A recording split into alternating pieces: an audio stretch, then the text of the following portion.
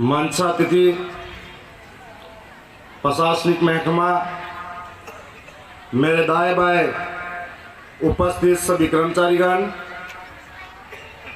मेरे इज्जतदार माताएं बहनें,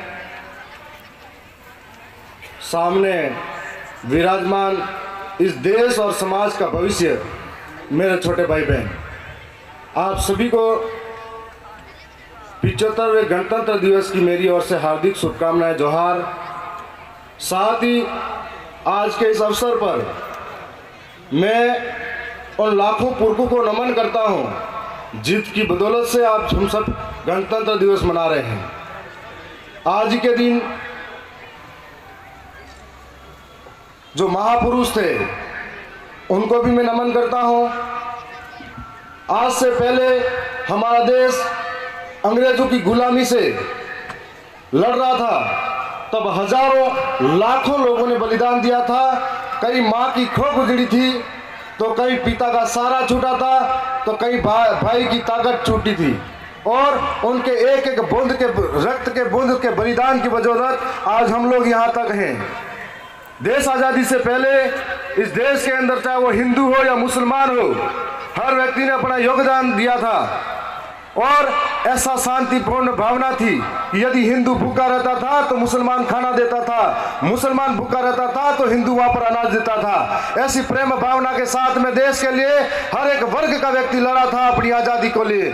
और देश आज़ादी के बाद में देश को चलाने के लिए संविधान की जरूरत थी, तो देश का संविधान रचयिता बाबा साहब अम्बेडकर, जो ऐसे व्यक्ति थे जिनको एक वक्त मटके का पानी छूने का अधिकार नहीं था, और आने वाले समय में 2 साल 11 महीने 18 दिन के भीतर पूरे विश्व को एक संविधान, लिखित संविधान दिया, इतना बड़ा संविधान दिया।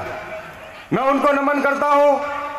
साथ ही आदिवासियों के लिए अपने अधिकारों को लेकर लड़ने वाले जयपाल मुंडा, जिन्होंने आदिवासियों के अधिकारों के लिए अपने सदन में मांग रखी और उनको अधिकार दिलाया, इसके लिए मैं उनको नमन करता हूं। आज के दिन रॉबिन हुड के नाम से जाने जाने वाले टंट्या मामा भील, जिनका इतिहास में बहुत बड़ा नाम दर्ज है, शायद इतिहास के पन्नों में गुम हो चुका है, लेकिन हम लोग इनको याद दिलाना चाहते हैं कि टंट्या मामा भील को रॉबिन हुड का दर्जा दिया था। अंग्रेजों के गुलामी से लड़ते रहे, कई अफसरों के साथ में भिड़ते रहे, और वो उनको चोर और लुटेरा कहा जाता था, लेकिन वो सरकारी दफ्तर में, अंग्रेजों के दफ्तर में चोरी और लूटपाट करते थे और गरीबों में हमेशा दान दिया करते थे। उसकी बदौलत आज उनको भी याद करना चाहूँगा। साथ ही मैं कहना चाहूँगा कि देश के अंदर देश एक तरफ उन्नति कर रहा है, चांद पर पहुँच गया है, दूसरी ओर देश का एक तबका ऐसा भी है जो आज भी अपने अस्तित्व और मूलभूत सुविधाओं के लिए लड़ रहा है। देश के अंदर गरीबी, बेरोजगारी, भूखमरी और भ्रष्टाचारी ये बहुत बड़ा विकराल रूप ले रही है। आज देश के अंदर बहुत सारे नौजवान पलायन करते हैं, इधर से उधर नौकरी के लिए भटक रहे हैं। भ्रष्टाचार नस नस में बढ़ चुका है और महंगाई डायन की तरफ खा रही है हमारे समाज को। इस ओर ध्यान जाना चाहिए। आने वाले समय में महंगाई, भ्रष्टाचार, इन सब के ऊपर काम करना होगा। देश को तरक्की लानी है तो युवाओं के हाथ में रोजगार प्रदान करना पड़ेगा, और युवा कौशल सीखेगा, युवा ताकत बनकर आगे ऊपर के आएंगे। दूसरी ओर आज के दिन में देश के अंदर कई ऐसी बड़ी ताकतें हैं, वो भूल गई शायद कि देश को आज़ादी दिलाने में सभी धर्म और जातियों का रोल रहा है, लेकिन आज वो ये मानती है कि कुछ चंद लोगों ने ये योगदान दिया हो। आज एक दिन 22 जनवरी के दिन भव्य राम मंदिर का उद्घाटन किया गया था, और उसी तरफ जो राम 14 वर्ष वनवास में रहे, उसी हसदेव अरण्य जो 3 जिलों के अंदर छत्तीसगढ़ में फैला हुआ है, दुख की बात इस बात की है उस तरफ किसी का ध्यान नहीं गया, और वहां से हजारों पेड़ काटे जा रहे हैं। कई लोगों को जमीनों से विस्थापित होना पड़ रहा है, और कई जीव जंतु मारे जा रहे हैं। मैं आज इस मंच से ये कहना चाहूँगा कि एक तरफ विकसित भारत की बात हो रही है, दूसरी तरफ आदिवासियों के अधिकार छीने जाते हैं। एक तरफ गणतंत्र दिवस आज मना रहे हैं, दूसरी तरफ हमारे कानूनों के साथ छेड़छाड़ी होती है और उनको अदला बदली की जाती है। ये खेद की बात है।